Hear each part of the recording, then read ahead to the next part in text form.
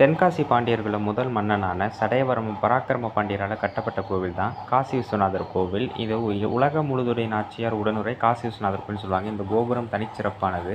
1445 பராக்கிரம பாண்டியனால் ராஜகோபுர திருப்பணி தொடங்கப்பட்டு 6 ஆண்டுகளுக்கு பின் அவருடைய தம்பி பட்டத்துக்கு வருகிறார். பராக்கிரம பாண்டியனோட தம்பி சடையவர்ம குலசேகர பாண்டியன் அப்படிங்கிறவரால் 1505 ராஜகோபுர திருப்பணி முடிகிறது.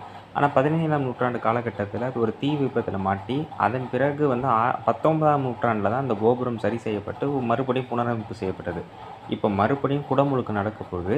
அதாவது பார்த்திங்கன்னா 7/4/2025 இது குடமுழுக்கு நடக்க போகிறதா சொல்கிறாங்க.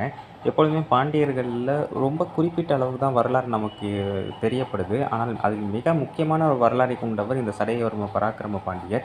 அவர் கட்டி அந்த கோவிலோட குடமுழுக்குனால நம்ம வெகு ஒரு சிறப்பாக கொண்டாடணுங்கிறது தான் ஒரு விருப்பம். இதை அனைவருக்கும் தெரியப்படுத்துங்க. அனைவரும் அந்த கோவிலுக்கு போய் நிறைய தெரிந்து கொள்ளட்டும்.